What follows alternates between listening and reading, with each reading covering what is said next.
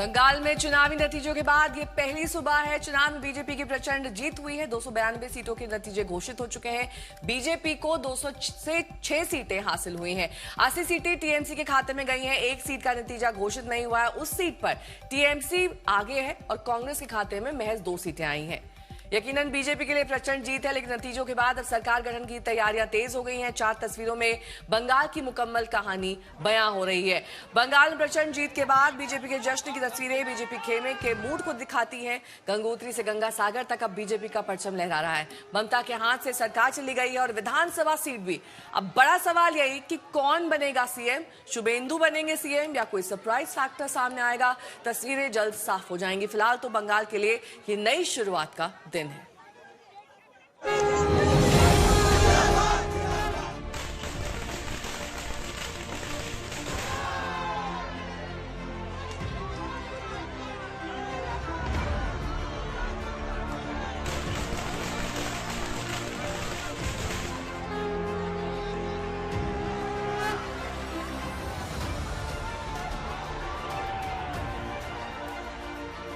बंगाल के भाग्य में आज से एक नया अध्याय जुड़ गया है। एक ऐसा परिवेश जहां मन भय मुक्त हो और सिर ऊंचा हो और बीजेपी बंगाल में ऐसा भय मुक्त वातावरण बनाकर दिखाएगी। ये मोदी की गारंटी है।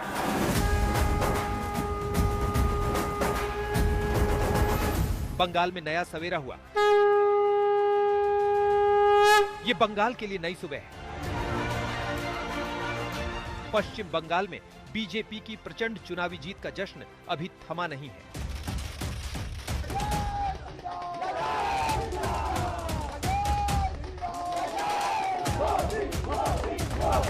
जनसंघ के संस्थापक श्यामा प्रसाद मुखर्जी की जन्मभूमि में बीजेपी ने 75 साल बाद इतिहास रचा है। हुगली की लहरों से दार्जिलिंग की पहाड़ियों तक जय श्री राम के नारे गूंज रहे हैं।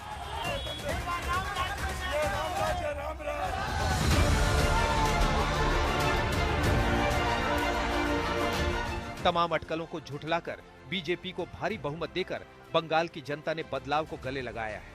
बंगाल के मतदाताओं ने न सिर्फ टीएमसी को हराया, बल्कि ममता बनर्जी को भी हराकर उन्हें भी विधानसभा जाने से रोक दिया। साफ तौर पर बंगाल ने नए भविष्य की इबारत लिख दी है। आज से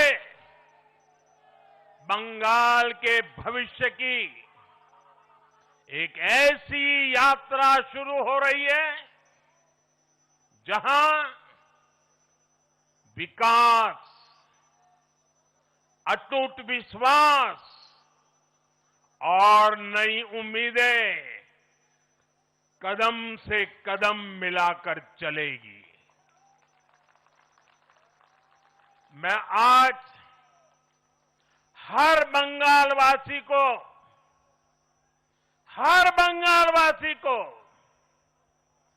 भरोसा देता हूं,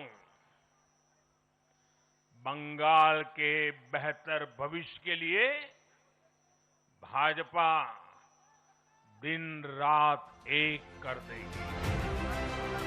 लंबे अरसे से बंगाल राजनीतिक हिंसा के लिए कुख्यात रहा है। बदला बदला और सिर्फ बदला। खौफ ऐसा कि चुनाव के बाद वोटर ये बोलने से भी हिचक रहे थे कि उन्होंने किसको वोट दिया। बंगाल के जनादेश के बाद उम्मीद की जानी चाहिए कि अब नई शुरुआत होगी। आज जब भाजपा जीती है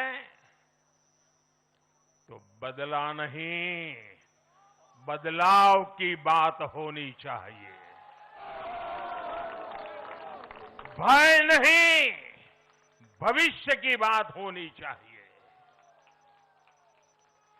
मेरी सभी राजनीतिक दलों के कार्यकर्ताओं से अपील है, आइए हिंसा के इस अंतहीन चक्र को हमेशा के लिए खत्म करें। पश्चिम बंगाल की जनता भी यही चाहती है, रक्त चरित्र से छुटकारा और विकास के पथ पर सरपट दौड़। बंगाल ने जनादेश दे दिया है। अब बारी बीजेपी की है। तमाम वादों और गारंटी को पूरा करने की आज तक ब्यूरो।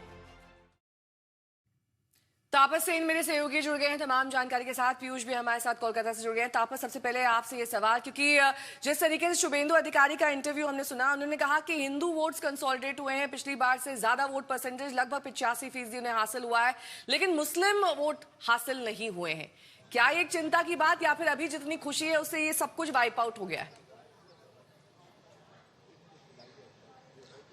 देखिए, पूरी तरीके से मुसलमान वोट जो वो बीजेपी को नहीं मिला ऐसा भी नहीं है। कई ग्राउंड रिपोर्ट्स में हमने देखा था कि जो मुस्लिम पॉपुलेशन है वो भी ममता बनर्जी के सरकार के खिलाफ रही है, लेकिन जिस तरीके से उम्मीद की जा रही थी उस तरीके से वोट नहीं आए हैं। लेकिन आपको याद रखना होगा, तकरीबन 30% वोट बैंक जो है वो माइनॉरिटी वोट बैंक है पश्चिम बंगाल में, जो मुस्लिम पॉपुलेशन है।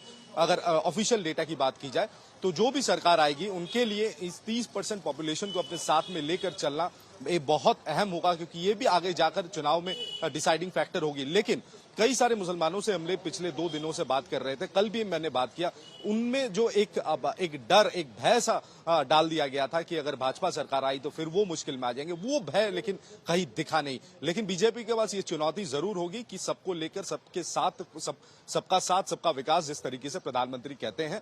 और बीजेपी के बड़े नेता जो पश्चिम बंगाल के, वो भी पहले कहते थे कि हिंदू वोट बैंक उनके लिए बहुत अहम है। ये एकदम सही है कि हिंदू वोट बैंक की वजह से उन्हें वो आज सत्ता में आए हैं, लेकिन मुसलमान वोट बैंक को भी उनके लिए अहम है और साथ में उन्हें साथ लिए चल रहा है। मैं आपको दिखाता हूं, इस समय नेहा हम सचिवालय के बाहर मौजूद हैं।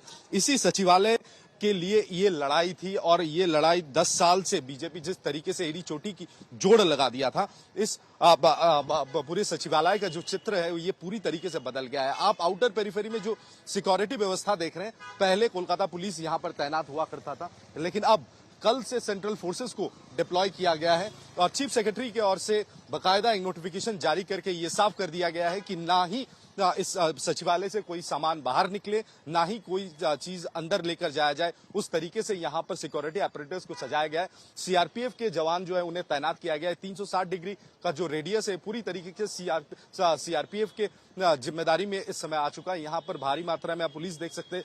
तो जो यहाँ पर सचिवालय में जो भी कर्मी हो वो प्रवेश कर रहे, तो उनका तलाशी लिया जा रहा है, जो पहले नहीं होता था।